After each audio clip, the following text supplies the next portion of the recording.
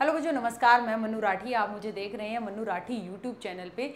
UPPSC यानी Uttar Pradesh public service commission. और भाई ये क्या है आपका जीआईसी यानी गवर्नमेंट इंटर कॉलेज के अंदर प्रवक्ता यानी लेक्चरर के 2024 के पद। भाई एक इशू था बहुत बड़ा, अब वो सुलझा लिया गया है और वो है समकक्ष अहर्ता का विवाद। क्या है सारा मामला और भाई कौन लगते हैं ये गवर्नमेंट इंटर कॉलेज में लेक्चरर, इसको लेकर करेंगे सारी बात। ठीक है, एक बाय एक। देखिए ऐसा है कि आपका जीआईसी में शिक्षक भर्ती के लिए समकक्ष अहर्ता आटी। समकक्ष अहर्ता है भाई इक्विवेलेंट। एक्चुअली मामला क्या था, सारा मामला समझाती हूँ। देखिए ऐसा था कि 2020 में लास्ट टाइम वैकेंसी आई थी, जो भी मैं आपको दिखाऊंगी भी क्योंकि 2020 के बाद कोई वैकेंसी आई नहीं। हालांकि अभी जो है आपका उत्तर प्रदेश में करीब 7000 पद रिक्त हैं आपके राजकीय विद्यालयों में सहायक अध्यापक और प्रवक्ता के। तो भाई अब इन पदों को 7000 पदों को इनको लेकर बार बार अधियाचन भेजा गया। किसके पास भेजा गया? यूपीपीएससी के पास। किसके पास? यूपीपीएससी के पास। क्या बोला गया कि भाई इन्हें एडवर्टाइज कर दो, एडवर्टाइज कर दो। भाई यूपीपीएससी ने कहा कि भाई हमने 2020 में एक वैकेंसी निकाली थी, ठीक है, उसको लेकर ये समकक्ष इक्विवेलेंट इसको लेकर बड़ा विवाद रहा। बच्चे बार बार जो है हाई कोर्ट पहुंच गए, बड़ी मुश्किल से वो भर्ती जो है हमने पूरी कराई। उन्होंने फिर इसलिए क्या कहा कि पहले सारे R&R क्लियर करवाओ, ठीक है। तो उन्होंने रिलेटेड डिपार्टमेंट्स हैं जैसे कि भाई आपका शिक्षा निदेशालय, तो उसको शिक्षक के समकक्ष अहर्ता यानी इक्विवेलेंट, जैसे कि इस चीज़ के लिए साथ में ये वाला पीजी जो है ये भी इक्विवेलेंट है क्या, तो इसको लेकर सारी बातें स्पष्ट करने के लिए जी शिक्षा निदेशालय को कह दिया।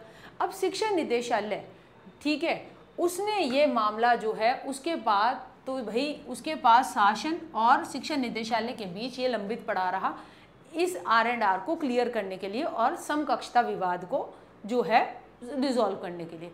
अल्टीमेटली क्या फैसला हुआ कि भाई ये समकक्ष शब्द ही हटा दिया, इक्विवेलेंट वर्ड ही हटा दिया, ठीक है। तो ये इक्विवेलेंट इसके बराबर है, ये डिग्री इसके बराबर है, ठीक है। इक्विवेलेंट लगभग जैसे कि हम लिख देते हैं ना ग्रेजुएशन या इक्विवेलेंट, तो उस इक्विवेलेंट के अंदर बीटेक वाले भी उठ के आ जाते हैं, बीएलएड वाले हम जैसे भी आ जाते हैं उठ के कि भाई हम इक्विवेलेंट में है ना, कि हम ग्रेजुएट ही हैं हम भी। तो ऐसे ही यहाँ पर ये इक्विवेलेंट मास्टर्स डिग्री को लेकर विवाद था, तो उन्होंने कहा हम इक्विवेलेंट वर्ड ही हटा रहे हैं, लो जी, ठीक है। और ये मामला हो गया रिजॉल्व। अब ये मामला रिजॉल्व हो गया है तो इसको लेकर अब जो है यूपीपीएससी से स्वीकृति का अब इंतजार है और स्वीकृति के मिलने के बाद अधियाचन कि इतने पद खाली हैं भाई इनको एडवर्टाइज कर दो, क्योंकि बार बार पद खाली थे वो भेज रहे थे। उन्होंने कहा ना पहले एलिजिबिलिटी क्लियर करो तब जो है हम जो है एडवर्टाइज करेंगे। तो अब ये मामला क्लियर हो गया। अब ये अपना अधियाचन यानी कि इतने हमारे पदों के लिए एडवर्टाइज निकाल दो वो भेजेंगे और यूपीपीएससी है ना, पब्लिक सर्विस कमीशन जो है वो इसको एडवर्टाइज कर देगा। ये है सारा मामला। अब देखिए मैं आपको कुछ बातें क्लियर करके बताना चाहती हूँ। 2020 में लास्ट टाइम ये वैकेंसी जो है जीआईसी में आपके प्रवक्ता की एडवर्टाइज हुई थी, तब की क्या R&R थी वो मैं आपको अभी बता रही हूँ।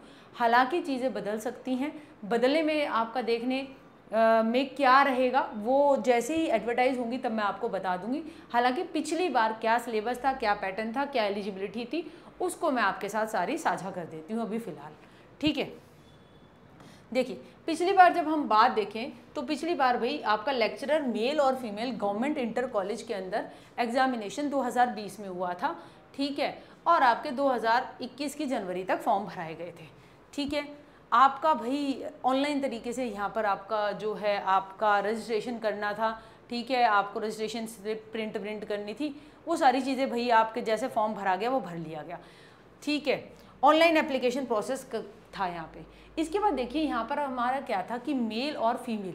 अब मेल की जो वैकेंसी थी भाई वो टोटल 991 थी, ठीक है। आपको सब कुछ सही से दिखाई दे रहा है ना बेटा, कोई दिक्कत तो नहीं है। और हाँ फीमेल के जो थे वो थे भाई हमारे पद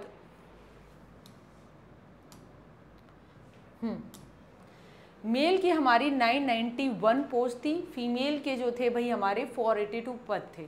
अलग अलग विषयों के लिए वैकेंसी थी, जैसे आप दे सकते हैं Hindi, English, physics, chemistry, bio, math, Sanskrit, economics, civics, geography, history, sociology, education, Urdu, commerce. Female की भी लगभग यही है, मगर एक 16वें नंबर पे एक होम साइंस के लिए सिर्फ फीमेल था। अब यहाँ पे मेल मेल के लिए अप्लाई करते हैं, फीमेल जो है वो मेल और फीमेल दोनों के इंटर कॉलेज के लिए अप्लाई कर सकती हैं, ये यहाँ पर रहता है यूपी में, ठीक है। इसके बाद भाई देखिए और क्या था, अब यहाँ पर सारा और बाकी भाई वो जो एज रिलैक्सेशन जो है वो आपका 5 साल का SC ST को, 3 साल का OBC को, वो यहाँ पर देने की बात की गई थी, ठीक है। अब यहाँ पर देखिए जो आपका मेन दिक्कत कर रहा था वो यहाँ पर ये कर रहा था, जो जिस समकक्ष शब्द ने भर्ती रोक रखी थी वो ये थी। आप ये देख सकते हैं जैसे अगर हमारा कोई लेक्चरर मेल या फीमेल सोशियोलॉजी में, भूगोल में, अर्थशास्त्र, इतिहास, नागरिक शास्त्र में या फिर भौतिक शास्त्र, रसायन शास्त्र या गणित या अंग्रेजी में लगता है, तो देखिए ये क्या है कि भारत में विधि द्वारा स्थापित किसी यूनिवर्सिटी से संबंध विषय में स्नातकोत्तर यानी कि PG यानी पोस्ट ग्रेजुएशन यानी मास्टर्स कर रखी हो, या सरकार द्वारा उसके समकक्ष मान्यता प्राप्त कि उस PG के इक्विवेलेंट को ही, अब ये इक्विवेलेंट वर्ड ही इन्होंने हटा दिया है, तो मतलब जिस विषय का आप भर रहे हैं उस विषय में आपकी PG, ये क्लियर होगा अब की बार, ठीक है। अब जैसे जीव विज्ञान है तो उसमें वनस्पति विज्ञान या जंतु विज्ञान में आपकी PG होनी चाहिए। अगर आपकी एजुकेशन से आप लेक्चरर बनना चाहते हैं तो भाई उसमें आपने क्या कर रखा हो, आपने एजुकेशन में अपनी आपकी जो है वो डिग्री होनी चाहिए, ठीक है, आपकी PG होनी चाहिए, या फिर आपका भारत में विधि द्वारा स्थापित किसी विश्वविद्यालय में शिक्षा शास्त्र में स्नातकोत्तर उपाधि, ठीक है। तो इस तरीके से ये है। और देखिए यहाँ पर एक और है, एजुकेशन के कॉन्टेक्स्ट में मैं आपको बताऊंगी, देखो PG जो है वो एजुकेशन में हो, ये बात तो क्लियर है। साथ के साथ मनोविज्ञान या एजुकेशन में आपने PG उपाधि के साथ राजकीय या मान्यता प्राप्त प्रशिक्षण विद्यालय से LT डिप्लोमा या भारत में विधि द्वारा स्थापित किसी विश्वविद्यालय से जो आपका एजुकेशन में ग्रेजुएशन कर रखी हो, ये भी एक बात यहाँ पे देखने को मिली, ठीक है। ऐसे ही आपका हिंदी के लिए अगर हम देखें तो आपकी स्नातकोत्तर PG उपाधि और संस्कृत विषय के साथ में आपने मास्टर्स कर रखी हो, या संस्कृत विश्वविद्यालय वाराणसी की शास्त्रीय परीक्षा का प्रमाण पत्र आपके पास होना चाहिए। प्रवक्ता जो है संस्कृत में आपका क्या हो, संस्कृत में स्नातकोत्तर उपाधि या सरकार द्वारा उसके समकक्ष मान्यता प्राप्त कोई उपाधि। अब ये समकक्ष वर्ड हटा दिया गया है। अल्टीमेटली सरल भाषा में बताऊं कि देखिए यहाँ पे B.Ed तो मांग नहीं रहे, पुराने टाइम नहीं मांगा था, अब की बार मांगे या नहीं वो पता नहीं।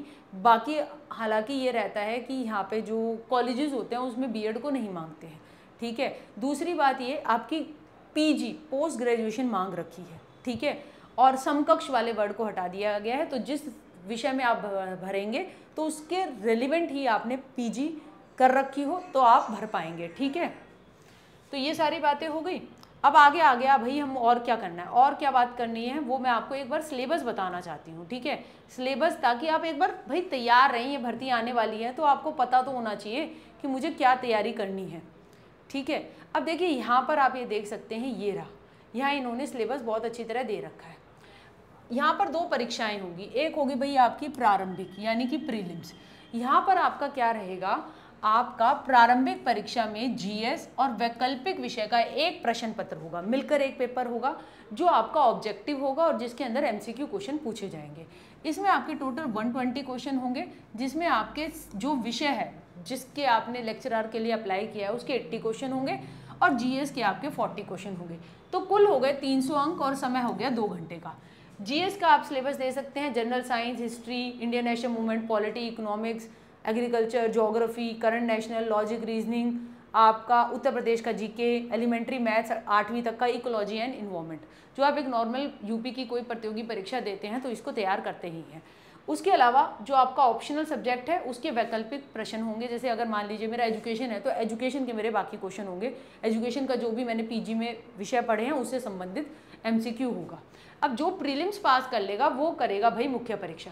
मुख्य परीक्षा में प्रथम प्रश्न पत्र में सामान्य हिंदी और निबंध इसको लिखना होगा, ये लिखित परीक्षा होगी, ठीक है, ये 2 घंटे की जिसके 100 मार्क्स रहेंगे। और द्वितीय प्रश्न पत्र आपका वैकल्पिक विषय जो आपने सब्जेक्ट चूज किया है उससे होगा, वो 3 घंटे का जिसके मार्क्स होंगे 300।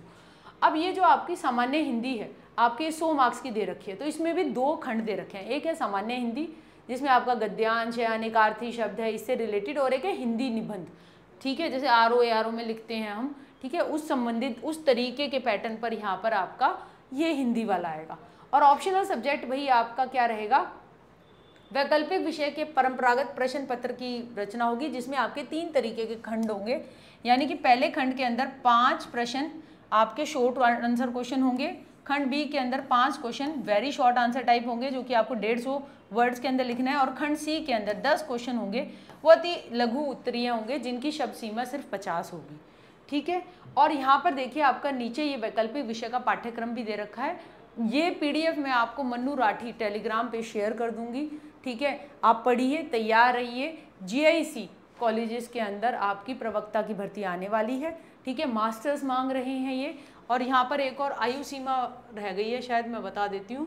आयु सीमा भी पूरी बड़ी है इनकी। ठीक है, ऐसा नहीं है कि हाँ, तो वो आप यहाँ पर अगर हम देखें तो ये समकक्ष वाला विवाद मैंने आपको बता दिया। एज लिमिट है वही आपकी 21 से 40 साल। ठीक है, तो अच्छी खासी एज है, तैयारी करिए और ऐसी अपडेट्स के लिए जुड़े रहिए मन्नू राठी यूट्यूब चैनल के साथ। Thank you very much.